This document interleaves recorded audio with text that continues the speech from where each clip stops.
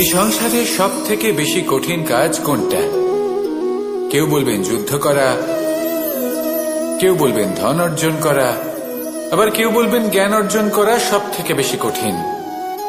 এবার প্রত্যেক ব্যক্তির নিজস্ব অভিজ্ঞতা আছে, আর সেই অনুসারে তার নিজস্ব একটা উত্তর আছে। সাধারণভাবে দেখতে গেলে এই সংসারে সব থেকে কঠিন হল তপস্যা করা, অর্থাৎ সব কিছু ত্যাগ করে তপস্যায় নিজেকে বিলীন করে দেওয়া। এবার এর থেকে বেশি কঠিন এই সংসারে আর কি বা হতে পারে? এই সংসারে, এই সমাজে, নিজের পরিবারের মধ্যে থেকেও ধৈর্য ধরে সামনে অগ্রসর হওয়া, এটা হলো সব থেকে কঠিন কাজ। কারণ যখন আপনি তপস্যা করেন তখন সেখানে আপনার ধৈর্য ভাঙার মতো কেউ থাকেন না, না কোনো বন্ধু, না কোনো আত্মীয়, না কোনো শত্রু, কেউ না। কিন্তু যখন আপনি এই সমাজে, এই পরিবারে থাকেন, কোনো না কোনো ব্যক্তি এসে আপনার ধৈর্যের বাঁধ ভেঙে দেওয়ার ক্ষমতা রাখেন। তারা আপনার ধৈর্যের বাঁধ ভেঙে দেয়, আর কখনো কখনো তারা অনিচ্ছাকৃতভাবেই সেটা করে থাকেন। কারণ তাদের মানসিকতা আপনার থেকে আলাদা, তাদের কর্ম আপনার থেকে আলাদা, তাদের দৃষ্টিভঙ্গি আপনার থেকে আলাদা, জীবন যাপন আপনার থেকে আলাদা। সেক্ষেত্রে আপনি ধৈর্যচ্যুত হন, প্রসন্নতা আপনার থেকে ছিনিয়ে নেওয়া হয়। সেই জন্য এই সংসারে, এই পরিবারের থেকেও ধৈর্য ধরে সামনে অগ্রসর হওয়া কোনো পর্বতের শিখরে গিয়ে তপস্যা করার থেকেও অনেক বেশি কঠিন। আর যে ব্যক্তি এই সমাজেই, এই পরিবারে, সেই সকল মানুষের মধ্যে থেকে গিয়েও ধৈর্য ধরে অগ্রসর হতে থাকেন, যারা এই কাজটা শিখে নিতে পারেন, তারাই কিন্তু জীবনে আনন্দ লাভ করতে পারেন। এই ধৈর্যই শেষে আপনার জীবনে প্রসন্নতা বহন করে আনবে। তাই ধৈর্য ধরে জীবনের পথে অগ্রসর হন, আর আমার সাথে ভালোবেসে বলুন, রাধা রাধা। এই জীবনে তিনটি গুরুত্বপূর্ণ শব্দ আছে যা বোঝা আমাদের কাছে খুব গুরুত্বপূর্ণ, এবং এই তিনটি শব্দের নিজস্ব অর্থ আছে। প্রথম হল সঙ্গবদ্ধতা, অর্থাৎ একসাথে মিলে কাজ করতে হবে, একসাথে মিলে পরিশ্রম করতে হবে, সামনে এগোতে হবে। এরকম করতে পারলে আপনার শক্তি বৃদ্ধি পাবে, আপনার ক্ষমতা বৃদ্ধি পাবে, আপনি এগোতে পারবেন এবং অনেক দূরে যেতে পারবেন। দ্বিতীয় হল আত্মবিশ্বাস। হেরে যাওয়া বস্তুও আবার জিতে নিতে পারবেন। যদি আপনার নিজের আত্মবিশ্বাস থাকে তাহলে আপনি কখনো পরাজিত হবেন না।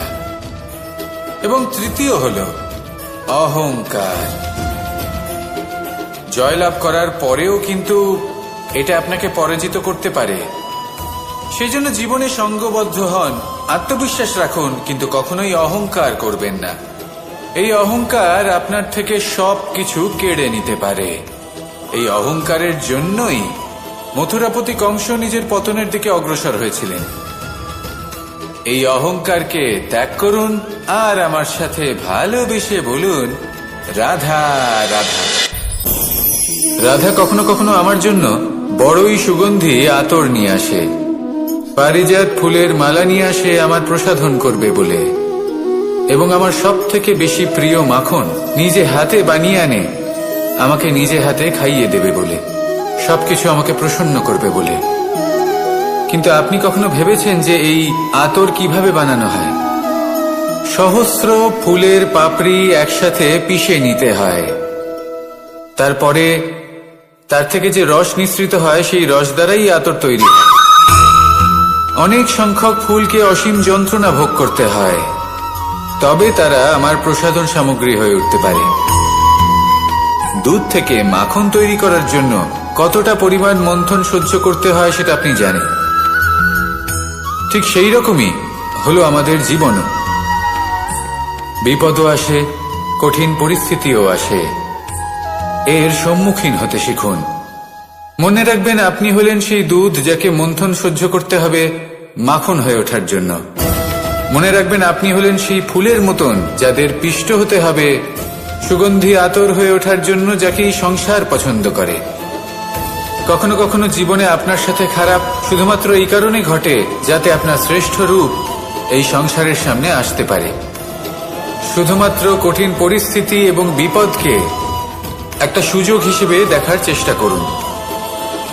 আপনার জন্য এই সংসার বদলে যাবে, সংসারকে দেখার দৃষ্টিভঙ্গি পাল্টে যাবে, আপনার ভাগ্য পাল্টে যাবে, আর এই মন প্রসন্ন হয়ে বলবে রাধা রাধা।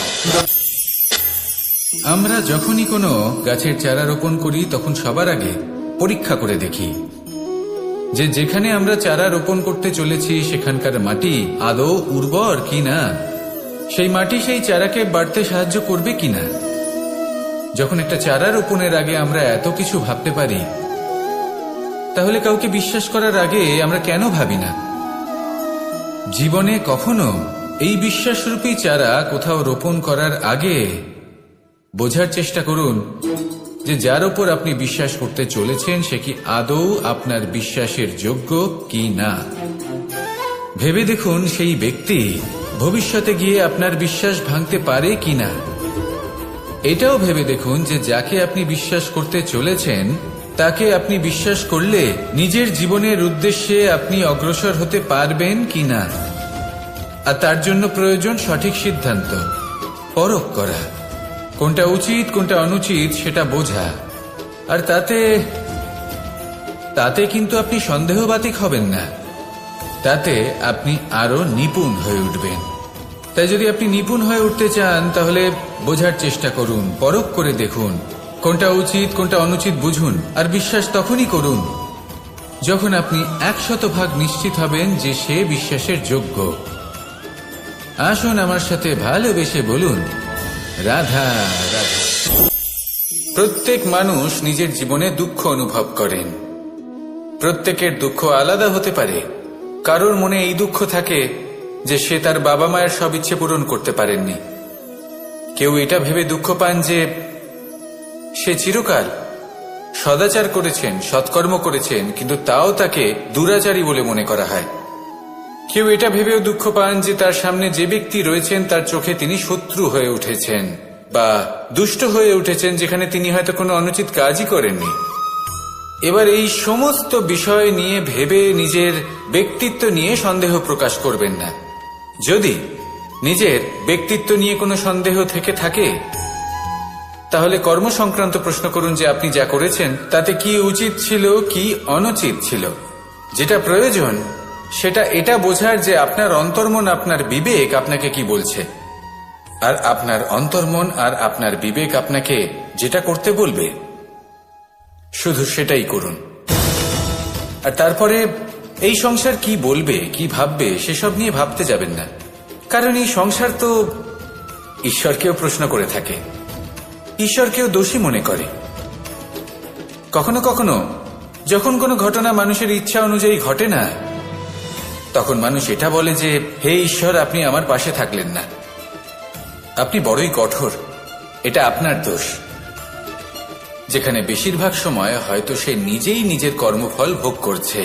আর কখনো কখনো ঈশ্বর হয়তো তার জন্য আরো ভালো কোনো পরিকল্পনা করে রেখেছেন, কিন্তু মানুষ এটা বুঝতে পারে না। তাই দিনের শেষে যেটা প্রয়োজন সেটা হলো নিজের মনের কথা বুঝতে হবে। আপনার বিবেক কি বলছে শুধু সেটাই করুন আর সামনে এগোতে থাকুন। আমার সাথে ভালোবেসে বলুন রাধা রাধা। পাশা নামক এই খেলাটি আপনারা নিশ্চয়ই খেলেছেন, না খেলে থাকলে দেখেছেন, আর যদি দেখেও না থাকেন তাহলে নিশ্চিত রূপে শুনেছেন। মহাভারতের এই মহাযুদ্ধ কোথাও না কোথাও এই পাশা নামক খেলার কারণে হয়েছিল।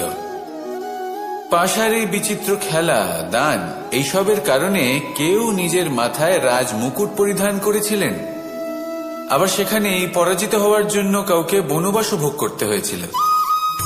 কিন্তু এই খেলা সমাপ্ত হওয়ার পরে সমস্ত ঘুঁটি আর এই পাশার ছক একই পুটলিতে স্থান পেল। এটাই হলো আমাদের জীবন। এই সংসারে আমরা জয় পরাজয়ের বিষয়ে এতটাই ভাবি, এত চিন্তা করি যে এই জীবনের খেলার আনন্দটাই উপভোগ করতে পারি না। আর অবশেষে কি হয়? কেউ জয়ী হন, কেউ পরাজিত হন, কিন্তু দুজনেই একই স্থানে পৌঁছে যান। প্রত্যেক ব্যক্তি মৃত্যুর পরে একটি নির্দিষ্ট স্থানেই পৌঁছতে বাধ্য, কিন্তু ততক্ষণ এই জীবন এই খেলা, তার আনন্দ উপভোগ করুন। এই সংসারে সেই ব্যক্তি শ্রেষ্ঠ স্থানে পৌঁছতে পেরেছেন যিনি এই সংসারকে প্রকাশ প্রদান করেছেন, যিনি কখনো জয় পরাজয় এ বিষয়ে ভাবেননি, শুধু এই জীবনের খেলার আনন্দ উপভোগ করেছেন। এটাই আপনিও করুন আর আমার সাথে ভালোবেসে বলুন, রাধা রাধা। পরিবর্তন, এটা হলো সৃষ্টির অমূল্য নিয়ম। এই সংসারে সবকিছু সময়ান্তরে পরিবর্তিত হয়, এই সময়ও পরিবর্তিত হয়। পরিবর্তন চিরকাল হয়ে এসেছে আর চিরকাল হতে থাকবে, কিন্তু এবার আমরা সেই পরিবর্তন কিভাবে লাভ করব যেটা আমাদের প্রয়োজন, যেটা আমরা চাই। আমরা জীবনে বিকাশ চাই। এই বিকাশ কিভাবে লাভ করতে পারি? এই প্রকৃতি কিন্তু আমাদের অত্যন্ত উত্তম উদাহরণ দিয়ে বুঝিয়েছে। একটি বিন্দুর উদাহরণ দিয়েছে যা ভবিষ্যতে একটা বিশাল নদীর আকার ধারণ করে। এটা কিভাবে হয়? মেঘ থেকে একটি বিন্দু ঝরে পড়ে সেই পর্বতের ওপর যেখানে হিম আছে। সেই হিমের সংস্পর্শে আসা মাত্র সেই বিন্দুর সাথে আরো বেশ কিছু বিন্দু যুক্ত হয়, তারপর তারা অগ্রসর হয়, আরো কিছু বিন্দু যুক্ত হয়, আস্তে আস্তে একটা ক্ষীণ ধারার রূপ ধারণ করে এবং সেটাই ভবিষ্যতে আরো এগোতে থাকে। অনেকটা যাওয়ার পর যখন অনেক সংখ্যক বিন্দু একসাথে যুক্ত হয় তখন সেটা বিশাল নদীর আকার ধারণ করে। এবার আমরা মানুষ বলে আমাদের সাথে এই নিয়মের অন্যথা হয় তা নয়। আমরাও এই প্রকৃতির অংশ, আমাদের ক্ষেত্রেও একই নিয়ম প্রযোজ্য। যখন পরিশ্রম করে অনেক সংখ্যক বিন্দু আমরা একত্রিত করব তখনই পরিবর্তনের নদী প্রবাহিত হবে।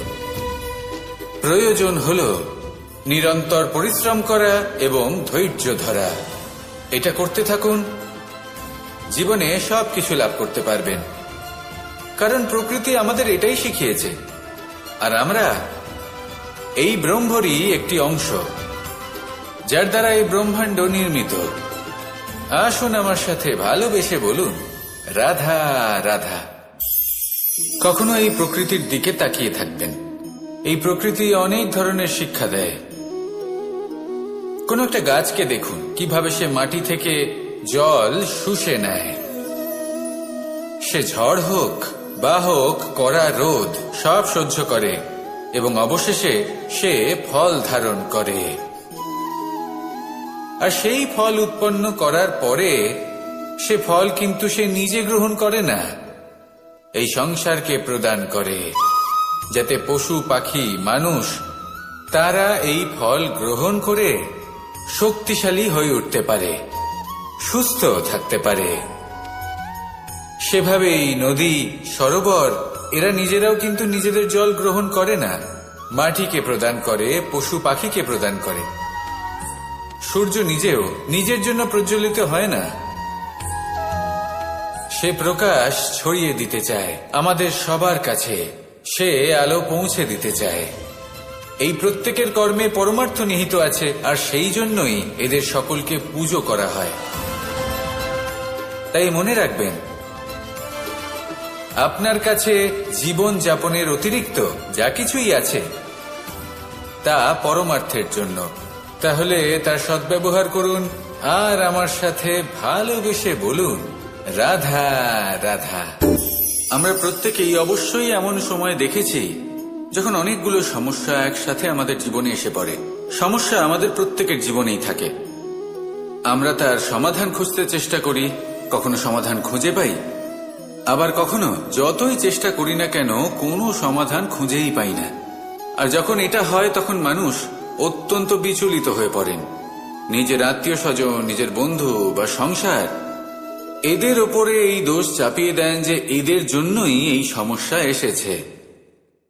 এবার যদি আমি আপনাকে কোনো পরামর্শ দিই তাহলে এটাই বলবো যে দৃষ্টিভঙ্গি পাল্টে দেখুন।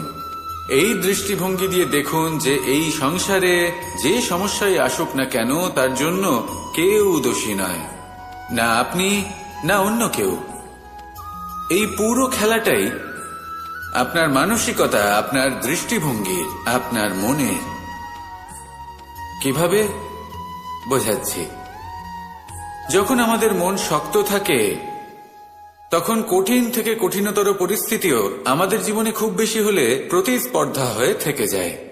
সেখানে যদি আমাদের মন দুর্বল থাকে, তখন অল্প কঠিন পরিস্থিতিও আমাদের কাছে খুব বড় সমস্যা হয়ে যায়, তাই না? একটা শক্ত মন কঠিন পরিস্থিতিকে প্রতিস্পর্ধা হিসেবে দেখে আর তার মধ্যে ওটা সুযোগ খুঁজে নেয়। আমাদের শুধু এটাই করতে হবে। এই সংসারে অন্য কাউকে দোষী মনে করলে আপনার সমস্যা দূর হয়ে যাবে না। সেই জন্য এই সংসারকে দোষ দেওয়ার বদলে এই সমস্যার মূলে চলে যান, সেটাকে বুঝুন, নিজের এই মনকে শক্ত করে তুলুন। যদি আপনার মন শক্তিশালী হয়, তাহলে এই সংসারে অনেক বড় বড় কঠিন থেকে কঠিনতর পরিস্থিতিও যদি আসে, আপনার জীবনে যতই বড় বড় সমস্যা আসুক না কেন, আপনার লক্ষ্য লাভে বাধা দিতে পারবে না। আসুন আমার সাথে ভালোবেসে বলুন, রাধা রাধা। আমরা সবাই পাথর দেখেছি, পর্বতও দেখেছি, শুকনো পাতাও দেখেছি, শ্যামল বনানীও দেখেছি। কখনো ভেবেছেন পাথরের অস্তিত্ব কিন্তু ততক্ষণ পর্যন্ত যতক্ষণ সে পর্বতের গায়ে আটকে থাকে। যখন সেই পর্বত থেকে সেই পাথর ভিন্ন হয়ে যায় ও নিজের অস্তিত্ব হারিয়ে ফেলে। আস্তে আস্তে কখনো পাথর কেটে বা কখনো পিষ্ট হয়ে সেই পাথর আস্তে আস্তে মাটিতে পরিণত হয় এবং পূর্ণরূপে নিজের অস্তিত্ব হারিয়ে ফেলে। এটাই পাতার সাথেও হয়। এই পাতা যতক্ষণ গাছের ডালের সাথে যুক্ত ততক্ষণ তার অস্তিত্ব থাকে। যখনই ডাল থেকে বিচ্ছিন্ন হয়, সেও নিজের অস্তিত্ব হারিয়ে ফেলে। আর এটাই আমাদের সাথেও হয়। যতক্ষণ আমরা নিজেদের আপনজনের সাথে যুক্ত থাকি, আমাদের অস্তিত্ব বজায় থাকে। যখন আপনজনদের সাথে সম্পর্ক ছিন্ন করি, তখন আমরাও আমাদের অস্তিত্ব হারিয়ে ফেলি।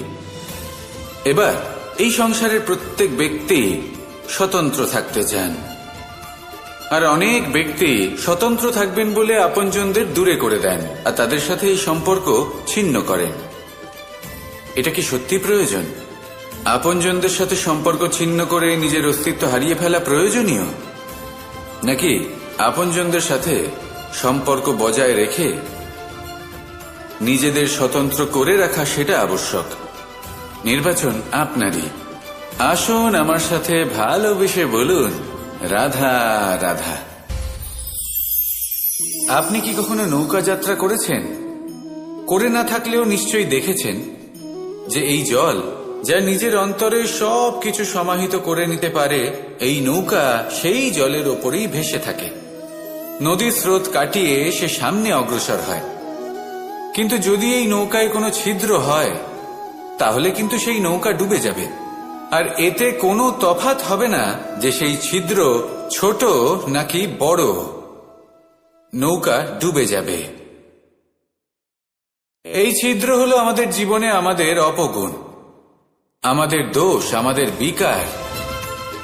কখনো এটা ভাববেন না যে এই দোষ খুবই ছোট, এতে কিছুই যাবে আসবে না। না, সেই ছোট দোষ, সেই ছোট বিকার, যদি সেটাকে শুধরে না নেন, তাহলে সেটা আপনাকে আপনার পতনের দিকে নিয়ে যাবে। শেষ পর্যন্ত এটা আপনার উপর নির্ভরশীল যে আপনি কি চান। আপনার জীবনের এই নৌকা এভাবেই ডুবে যেতে দেখবেন, নাকি নিজেকে শুধরে নিয়ে সেই নৌকার সেই ছিদ্রটাকে ভরিয়ে তুলতে চাইবেন? নির্বাচন আপনার। আসুন আমার সাথে ভালোবেসে বলুন, রাধা রাধা। জল, জলই পৃথিবীতে বেঁচে থাকার জন্য আবশ্যক তো বটেই, কিন্তু এই জল আমাদের একটা অত্যন্ত গুরুত্বপূর্ণ শিক্ষা প্রদান করে। কখনো এই জলকে দেখেছেন? যে পরিস্থিতিতেই এই জল প্রবাহিত হোক না কেন, এর উপর যা কিছুই প্রভাব থাকুক না কেন, এর পথে যতই বাধা আসুক না কেন, তার মধ্যে থেকে ও নিজের পথ ঠিক বের করে নেয়, কিন্তু নিজের প্রবাহ থামতে দেয় না, ক্রমাগত অগ্রসর হতে থাকে। সেরকমই একটা শিক্ষা যেটা আমরা জল থেকে পেয়ে থাকি, তা হলো এটা: আমরা যখন জলের দিকে তাকাই তখন আমরা নিজের প্রতিবিম্ব দেখি, স্পষ্টভাবে দেখতে পাই। কিন্তু তখনই দেখতে পাই যখন এই জল শান্ত থাকে, স্থির থাকে। যদি এই জল অশান্ত হয়ে থাকে, স্থির না হয়, তাহলে আমরা এতে নিজের প্রতিবিম্ব দেখতে পাই না। এটাই আমাদের মনের সাথেও হয়ে থাকে। যখনই জীবনে কোনো সংকট আসে, যদি আমরা শান্ত মনে, স্থির মনে সিদ্ধান্ত নিই, তাহলে সেটা এমন একটা শীতল সিদ্ধান্ত হবে যেটা আমাদের ভবিষ্যৎকে একটা শ্রেষ্ঠ স্থানে নিয়ে যাবে। যদি এই মন অশান্ত হয়, বিচলিত হয়, পীড়িত হয়, দুঃখিত হয়ে থাকে, রুষ্ট হয়ে থাকে, তাহলে অনেক সময় আমরা এমন সিদ্ধান্ত নিই যেটা আমাদের জন্য অনুচিত প্রমাণিত হয়। যখন আপনি ক্রুদ্ধ ছিলেন বা দুঃখের বশে ছিলেন, তখন অনেক সময় হয়তো এমন সিদ্ধান্ত নিয়েছেন যেটার জন্য ভবিষ্যতে আপনি অনুশোচনা করেছেন। এবার দেখুন, এই আবেগগুলো থেকে আমরা পালাতে পারবো না, কিন্তু এই আবেগগুলো আপনার উপর কতটা প্রভাব ফেলবে সেটা আমরা অবশ্যই ঠিক করতে পারি। এই মনকে আমরা নিয়ন্ত্রণ করতে পারি। এটাই করুন, চিন্তা করুন, এই মনকে শান্ত রাখুন, স্থির হতে চেষ্টা করুন, আর তারপরে সিদ্ধান্ত নিন। আসুন আমার সাথে ভালোবেসে বলুন, রাধা রাধা। এই সংসারে ভৌতিক বস্তুরও নিয়তি আছে। যারাই এই সংসারে আসে বা উৎপন্ন হয়, তারা কিছুমাত্র সময় পর্যন্তই এখানে থাকতে পারে, আর তারপরে সেও লুপ্ত হয়ে যায়, অর্থাৎ সে নিজেও এই পঞ্চমহাভূতে সমাহিত হয়ে যায়। আমাদের সাথেও ঠিক এটাই হয়। সেই জন্যই ঈশ্বর দ্বারা প্রদত্ত এই উপহারের বিষয়ে ভাবুন, এই জীবনের বিষয়ে ভাবুন। ঠিক যেমন বিশ্বাস ভঙ্গ হলে কোনো ব্যক্তি আমাদের কাছে অপরিচিত হয়ে যান, ঠিক সেরকমই শেষ নিঃশ্বাস ত্যাগের পর এই শরীরও আমাদের কাছে পরই হয়ে যায়। তাই এই শরীর থাকাকালীন শ্রেষ্ঠভাবে একে সদ্ব্যবহার করুন, এই জীবনে শ্রেষ্ঠ কর্ম করুন। আর এই জীবনকে শ্রেষ্ঠভাবে যাপন করার জন্য কিছু কথা বোঝা প্রয়োজনীয়। যদি আপনি কারোর প্রশংসা করেন, তাহলে পূর্ণ হৃদয় দিয়ে করুন। যদি আপনি হস্তক্ষেপ করে থাকেন, তাহলে মস্তিষ্ক দ্বারা করুন। যদি আপনি সমীক্ষা করেন, তাহলে বিবেক দ্বারা করুন। যদি আপনি ধন অর্জন করতে চান, তাহলে নীতি অনুসারে চলুন। যদি জীবনযাপন করতে চান, তাহলে রীতি মেনে করুন। আর যদি ঈশ্বরের ভজন করতে চান, তাহলে ভক্তিভাব নিয়ে করুন। শুধু এই কথা মনে রাখবেন যে আপনার এই জীবন কিন্তু অনিশ্চিত কাল পর্যন্তই আছে। কতক্ষণ আছে সেটা কেউ জানে না। তাই কিছু মুহূর্ত যেটা যাপন করতে আমরা এখানে এসেছি, সেখানে ক্রোধ, অহংকার, ঈর্ষা, এইসব আবেগের কি গুরুত্ব বলুন তো? এগুলো ত্যাগ করুন। মানুষকে ক্ষমা করতে শিখুন, আস্তে আস্তে বিশ্বাস করতে শিখুন। এই সংসারে নিঃস্বার্থভাবে প্রেম করতে শিখুন, আর সবার মধ্যে আনন্দ বিতরণ করুন। তাই এই সব গুণ যদি আপনি আত্মসাৎ করতে পারেন, তাহলে আপনার জীবনে শুধু আনন্দ এবং আনন্দই বিরাজমান হবে। আসুন আমার সাথে ভালোবেসে বলুন, রাধা রাধা। এবার কখনো কখনো জীবনে আমাদের মনে হয় যে চতুর্দিকে শুধুমাত্র অন্ধকারই হয়ে আছে। প্রত্যেকেরই তা কখনো মনে হয়। আর তখনই আমাদের নিরাশ হলে চলবে না, আমাদের দুঃখী হলে চলবে না। সেই সময় আমাদের খুঁজতে হবে নিজেদের আশেপাশে, চতুর্দিকে, আর কোথাও না কোথাও আমরা প্রকাশ অবশ্যই দেখতে পাব, আশার একটা কিরণ অবশ্যই দেখতে পাব। কেউ এমন একটা কর্ম করেন যেটা দেখে আমরা প্রেরিত হয়ে যাই। আর এমন কোনো কর্ম যদি আপনারা করেন, তাহলে সেই কর্ম আপনার মনকে প্রসন্ন ভাব, আনন্দ এবং ভালোবাসা দ্বারা ভরিয়ে তুলবে। আপনার অন্তরের সেই অন্ধকারের অন্ত করবে, দুঃখেরও অন্ত করবে। আর এই মন প্রসন্ন ভাব নিয়ে বলবে, রাধা রাধা। যদি কোনো সিংহ বানরের মতো গাছে চড়তে চেষ্টা করে, তাহলে কি হবে? একটা মাছ যদি মাটিতে হাঁটতে চেষ্টা করে, তাহলে কি হবে? তারা বিফলই হবে। কিন্তু এরকম কেন হয়? তার কারণ হলো প্রকৃতির রচনা কিছুটা এরকম। এখানে প্রত্যেকটি ব্যক্তিকে, প্রত্যেকটি প্রাণীকে আলাদা আলাদা গুণের অধিকারী করা হয়েছে এবং সকলকে একটা সীমাও প্রদান করা হয়েছে। এবার এই যে বৃক্ষ, পশু, পাখি, এদের মধ্যে সেই ক্ষমতাই নেই যে এরা নিজেদের যাচাই করতে পারবে, নিজেদের সীমাগুলো বুঝতে পারবে। নিজেদের সদ্গুণগুলো চিনতে পারবে, এরা সেটা করতে পারবে না। কিন্তু মানুষ তো আলাদা। মানুষের কাছে সেই বিশেষ শক্তি আছে যে তারা পূর্ণরূপে নিজেদের যাচাই করতে পারবে, নিজেকে পূর্ণরূপে বুঝতে পারবে, নিজের দোষ, নিজের অপগুণ, নিজের সদ্গুণ, নিজেদের সীমাগুলো তারা বুঝতে পারবে। আর এটা অত্যন্ত গুরুত্বপূর্ণ। কথায় আছে যে যদি সাফল্য লাভ করতে হয় তাহলে নিজেকে যাচাই করে নিতে হবে। তাই নিজেকে যাচাই করুন, নিজের সাথে পরিচিত হয়ে যান এবং জীবনে কর্ম করতে থাকুন। সাফল্যের শিখরে অবশ্যই পৌঁছে যাবেন। আর ওখানে যদি যান তাহলে এই মন প্রসন্ন হয়ে অবশ্যই বলবে, রাধা রাধা। বনের মধ্যে যদি আপনি কোনো বিষাক্ত সাপ দেখেন তাহলে কি করবেন? আপনি তখনই তার থেকে দূরে পালাতে চেষ্টা করবেন। আর এটা কেন করবেন? নিজের রক্ষার্থে। এই কথা আমি নয় মেনে নিলাম, কিন্তু নিজের জীবনে এটা করেন না কেন? আপনি যেখানেই যান, যে স্থানেই যান না কেন, প্রত্যেক সময়, প্রত্যেক মুহূর্তে এমন বিষাক্ত সাপ আপনি অবশ্যই খুঁজে পাবেন। আর সেই সাপ নয় যাদের আপনি বনে খুঁজে পাবেন, এরা হলো সেই সাপ যা আপনাকে পাপ করতে বাধ্য করবে। আপনার অন্তরের বাসনা, ক্রোধ, অহংকার, লোভ, ঈর্ষা এদের বৃদ্ধি ঘটাবে।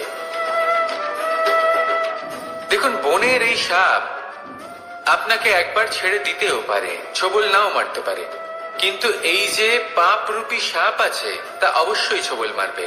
কর্ম যদি করেন তাহলে অবশ্যই ফল পাবেন। সেই জন্য যখনই কোথাও যাবেন, যদি এমন কাউকে দেখেন, যদি এমন কিছু দেখেন যে আপনাকে পাপ করতে বাধ্য করছে, তাহলে সেই মুহূর্তে সেখান থেকে পালিয়ে যান।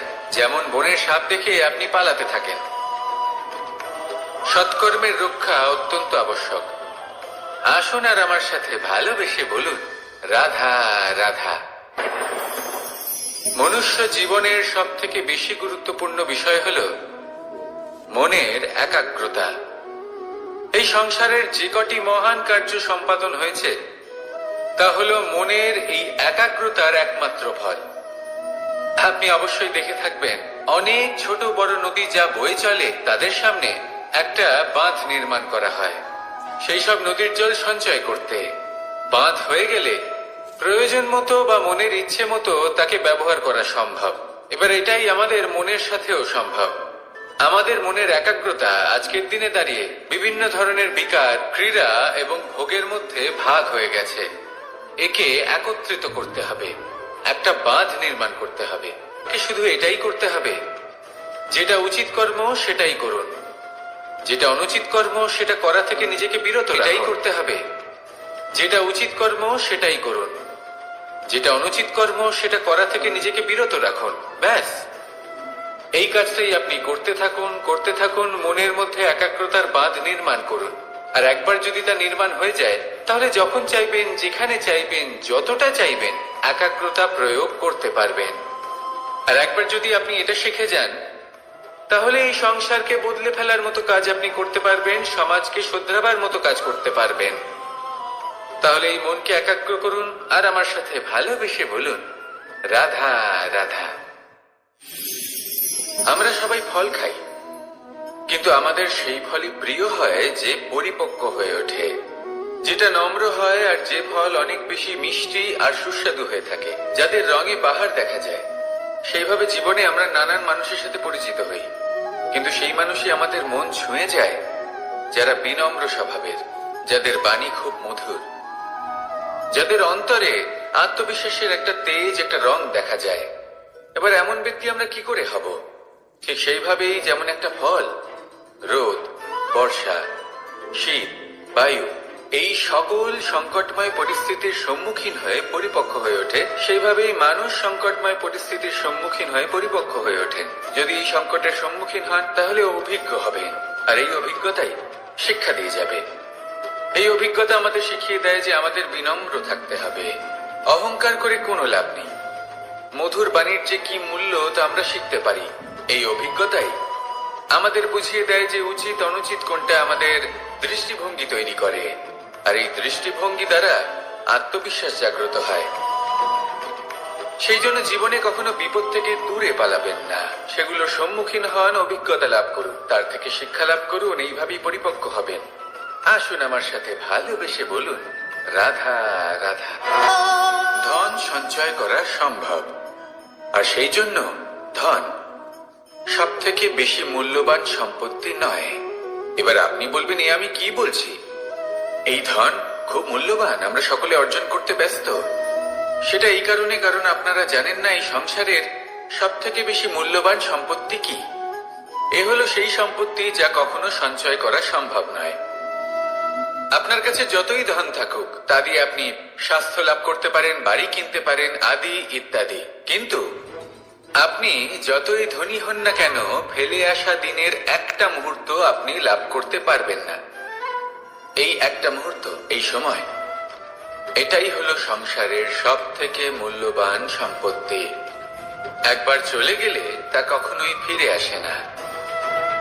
আর এই মুহূর্ত যতই চলে যাক না কেন, আমরা স্মৃতির মাধ্যমে সেগুলি যাপন করতে পারি, তার আনন্দ উপভোগ করতে পারি।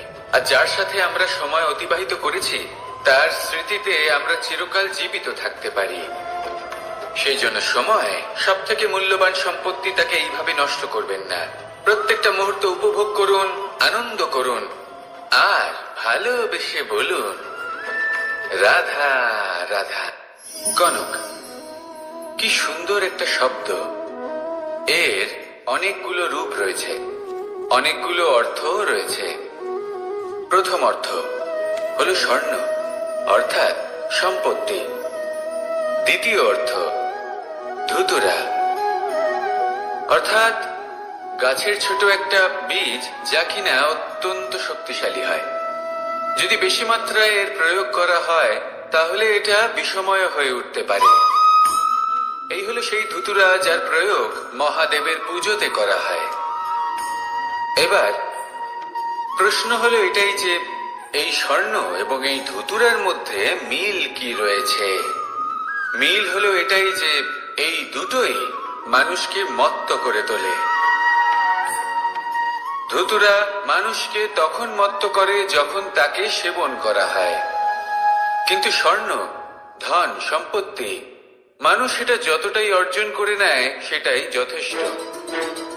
এই স্বর্ণ মানুষের ভাবনা চিন্তা করার ক্ষমতাকে বশ করে ফেলে। মানুষ সম্পত্তির লোভে মত্ত হয়ে ওঠে, কারণ যে যত চমৎকারী, যতটা অমূল্য হয় তাকে সামলানো কিন্তু ততটাই কঠিন, তাই না? তাই মনে রাখবেন, ধন, স্বর্ণ, সম্পত্তি এগুলো ধুতুরার থেকেও অনেক বেশি বিষাক্ত হতে পারে। তাই এর ওপর আত্মসংযমের একটা কবচ পরিয়ে রাখবেন এবং বিবেকের শক্তির সাথে এগুলো প্রয়োগ করুন, তবেই কল্যাণ হবে। আসুন আমার সাথে ভালোবেসে বলুন, রাধা রাধা।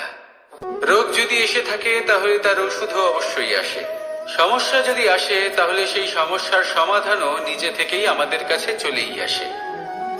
এই সংসার, এই জীবনের শুধুমাত্র একটাই নিয়ম আছে, আর তা হলো এটাই, এই সংসার হলো একটা চক্রের মতো। এতে শাশ্বত বলে কিছু নেই, নিত্য বলে কিছু নেই, আর যা কিছুই রয়েছে সব বদলাতে চলেছে। যদি আপনার জীবনে দুঃখ থাকে, সমস্যা থাকে, যদি আপনি বিপদ দ্বারা আচ্ছন্ন, তাহলে মনে রাখবেন সবকিছু বদলে যেতে চলেছে। দুঃখের সময় কাঁদবেন না, মনকে আরো দুঃখী করে তুলবেন না, কারণ এখানে যা কিছুই এসেছে তা যাওয়ার জন্যই এসেছে। তাহলে এত চিন্তা কিসের? আনন্দ সহকারে জীবন যাপন করুন, আর আমার সাথে ভালোবেসে বলুন, রাধা রাধা। মানুষের জীবনে তিনটি গুণ অত্যন্ত প্রয়োজনীয়: শ্রদ্ধা, বিনম্রতা, যোগ্যতা। যদি জ্ঞান লাভ করতে চান তাহলে শ্রদ্ধার প্রয়োজন, যদি মান লাভ করতে চান তাহলে স্বভাবে বিনম্র হওয়া প্রয়োজন, আর যদি মনোবাঞ্ছিত স্থান লাভ করতে চান তাহলে যোগ্যতার প্রয়োজন। বিষয়টা সহজ। শ্রদ্ধা আপনাকে জ্ঞান দেবে, নম্রতা আপনাকে মান, আর যোগ্যতা উচিত স্থান দেবে। কিন্তু যদি আপনি এই তিনটি গুণ সম্মিলিত করেন তাহলে এমন কিছু লাভ করবেন যা এই সব কিছুর থেকে অনেক ঊর্ধ্বে। সম্মান। আর এ হলো সেই সম্মান যা প্রত্যেক মানুষের নিজের জীবনে লাভ করতে চেষ্টা করা উচিত, কারণ এই হলো সেই সম্মান যার কারণে আপনি চলে যাওয়ার পরেও এই সংসার আপনাকে ভালোবাসবে আর মনে রাখবে। আসুন আমার সাথে ভালোবেসে বলুন, রাধা রাধা। জীবনে গতি অত্যন্ত গুরুত্বপূর্ণ, মতিও হলো গুরুত্বপূর্ণ, এবং তার থেকেও বেশি গুরুত্বপূর্ণ হলো সঙ্গতি। একটা জলের ফোঁটা, তার মধ্যে গতি থাকে, প্রকৃতির মধ্যে তা লাভ করার ইচ্ছে নিহিত থাকে, কিন্তু এই যে সঙ্গতি তা নির্ধারিত করে যে এই জলের ফোঁটা ঝিনুকের মুখে পড়ে মুক্ততে পরিণত হবে নাকি বিষাক্ত সাপের মুখে পড়ে বিষে পরিণত হবে। এবার দেখুন, এই জঞ্জাল স্বর্ণকারের দোকানের সামনেও থাকে এবং জঞ্জাল একজন ব্যবসাদারের দোকানেও থাকে, কিন্তু জঞ্জাল যা স্বর্ণকারের দোকানে থাকে তা ব্যবসাদারের দোকানের জঞ্জালের থেকে অনেক বেশি মূল্যবান, কারণ তার মধ্যে সোনার কণার সঙ্গতি থাকে। সেই জন্য জীবনে সঙ্গতির উপর বিশেষ গুরুত্ব দেবেন। যেমন সঙ্গতি তেমনই আপনি হবেন। আসুন আমার সাথে ভালোবেসে বলুন, রাধা রাধা। প্রত্যেক প্রাণী ভালোভাবে জীবন যাপন করতে চান, এটা তাদের স্বভাবে আছে এবং ভাবাটা অনুচিত নয়। কিন্তু একটা ভালো জীবনের গুরুত্বপূর্ণ অংশ কোনটা? বসবাসের স্থান, সেই স্থান যেখানে আমরা জীবন অতিবাহিত করি। এবার মানুষ ভাবতে পারেন যে একটা ভালো বাসস্থানের অর্থ কি? সেই স্থান যেখানে সহজে জল পাওয়া যায়, যেখানে শুদ্ধ বায়ু পাওয়া যায়, যেখানে আনাজ উৎপন্ন হয়। এটা জীবনযাপনের জন্য পর্যাপ্ত বটে, কিন্তু ভালো জীবন যাপনের জন্য আরো একটা কথা আপনাকে বুঝতে হবে। সাধু, জ্ঞানী, পণ্ডিত ব্যক্তি, এই সকল মহাপুরুষ, এনাদের যে বাসস্থান তা অত্যন্ত বিশেষ হয়। এখানে এক ধরনের বিশেষ ইতিবাচক শক্তি থাকে, এমন একটা স্থান যেখানে দেবতারাও বিচরণ করেন। জীবন আমরা সবাই যাপন করি, কিন্তু জীবনের উদ্দেশ্য শুধুমাত্র জীবন যাপন করা নয়। জীবনের উদ্দেশ্য হল মুক্তি লাভ করা। আর এই সকল সাধু, জ্ঞানী, পণ্ডিত ব্যক্তি, এই সকল মহাপুরুষ আপনাকে মুক্তির পথে নিয়ে যেতে পারেন, কারণ এরা হলেন সেই মহাপুরুষ যারা নিজেদের অন্তরের বিকার, অহংকার, ক্রোধ, বিদ্বেষ এই সকল দোষগুলিকে ত্যাগ করেছেন, এদের উপর বিজয় লাভ করেছেন। এমনই একজন ব্যক্তি আপনাকে মুক্তির পথে নিয়ে যেতে পারে। প্রয়োজন হলো শুধুই এনাদের চিনতে পারা, এদের কথা বুঝতে পারা এবং এদের দেখানো পথে চলা। যদি আপনি এটা করতে পারেন তাহলে এই মন প্রফুল্ল হয়ে বলবে, রাধা রাধা।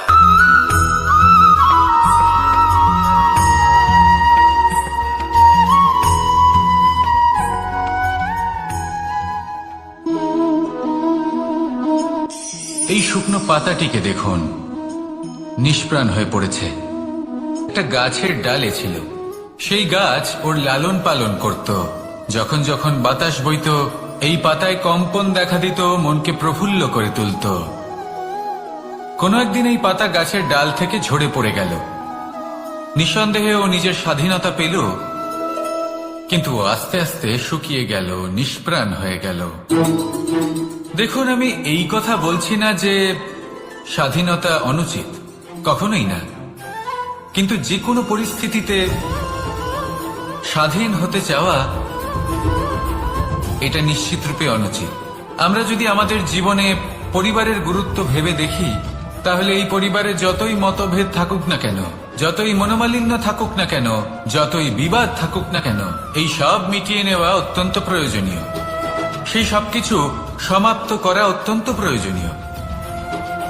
কখনো এই পরিবারকে ভাঙতে দেবেন না, কখনো এই পরিবার থেকে দূরে চলে যাবেন না। এই পরিবার হলো আমাদের জীবনের একটা অমূল্য সম্পদ, অমূল্য এক আশ্রয়, যা এই সংসারে হয়তো কোথাও আপনি পাবেন না। তাই একে আগলে রাখুন। পরিবার সেই গাছ, আসুন আমার সাথে ভালোবেসে বলুন রাধা। সেই গাছ, আসুন আমার সাথে ভালোবেসে বলুন রাধা রাধা।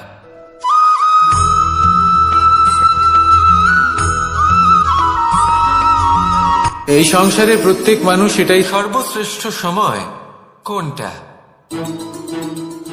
মহাদেব হাসলেন আর উনি বললেন, জীবনে উৎসব পালনের সব থেকে শ্রেষ্ঠ দিন হল মৃত্যুর ঠিক আগের দিনটা। প্রেম ভাগ করে নেওয়ার সব থেকে শ্রেষ্ঠ মুহূর্ত হল মৃত্যুর ঠিক আগের মুহূর্ত। জীবনকে উপভোগ করে নেওয়ার সর্বশ্রেষ্ঠ প্রহর হল মৃত্যুর এক প্রহর পূর্বে। তখন আমি চমকে গেলাম। আমি বললাম, কিন্তু মহাদেব, মৃত্যু তো অনিশ্চিত, আমরা জানিও না কবে আমাদের মৃত্যু হবে। মহাদেব আবার হাসলেন।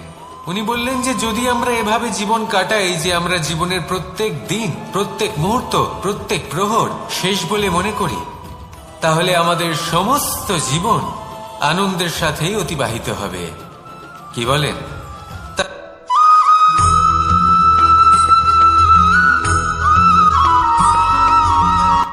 সংসারে আমাদের জীবনে যখন কোনো সুখ বা দুঃখ আসে, তার জন্য আমরা কাউকে না কাউকে অবশ্যই দায়ী করে থাকি, তাই না? এই ব্যক্তি আমাদের সাথে এরকম কাজ করেছেন, তাই আমার সাথে এমন হলো। ওই ব্যক্তি যদি এমনটা না করতেন, তাহলে আজ আমি ওই স্থানে পৌঁছতে পারতাম। সবই আপনার দৃষ্টিভঙ্গির ওপর নির্ভরশীল, আর যদি আপনার দৃষ্টিভঙ্গি এমন হয়, তাহলে তা অনুচিত। সত্যি কথা বলতে, এই সংসারে ভিন্ন ভিন্ন ধরনের মানুষ আছে। এটা আপনার উপর নির্ভর করছে কিভাবে তাদের স্বাগত জানাবেন। একবার ভাবুন, আমি আমার দুটো হাত সামনে নিয়ে এলাম, দুটো মুঠো খুলে দিলাম। দুই প্রকারের মানুষ আসবেন, কিছু না কিছু দিয়ে যাবেন। এই মুঠো যদি আমি বন্ধ করে দিই, তাহলে না কেউ আমাকে কিছু দিতে পারবে, না আমার কিছু যাবে আসবে। নিশ্চয়ই বুঝতে পারছেন এই দুই ধরনের ব্যক্তি কারা এবং তারা কি দিয়ে যান। আমি যদি নিজের মুঠো খুলে দিই, তাহলে কিছু ভালো মানুষ আসবেন, আমাকে আনন্দ, সন্তুষ্টি, জ্ঞান প্রদান করে যাবেন, ভালো অভিজ্ঞতা দিয়ে যাবেন। কোনো খারাপ ব্যক্তি যদি আসেন, তাহলে তিনিও খারাপ অভিজ্ঞতা দেবেন, যার থেকে আমি শিক্ষা লাভ করব। এই সব কিছু আমি লাভ করতে পারি। মুঠো যদি বন্ধ করে রাখি, তাহলে আমি কিছুই পাবো না। দেখুন, এই সংসারে প্রত্যেকের জীবনে এইরকম। প্রত্যেকের জীবনে সবকিছুই আছে, ভালো খারাপ দুই মানুষই আছে, ভালো অভিজ্ঞতা আছে, খারাপ অভিজ্ঞতা আছে। নির্ভর করছে আপনার উপর যে আপনি কি করবেন, এনাদের স্বাগত কিভাবে জানাবেন, কার থেকে কি বুঝবেন, কি শিখতে পারবেন, আর কোন দৃষ্টিভঙ্গি নিয়ে অগ্রসর হবেন। এটাই নির্ধারণ করবে যে আপনার জীবন কেমন হবে। আসুন আমার সাথে ভালোবেসে বলুন রাধা রাধা।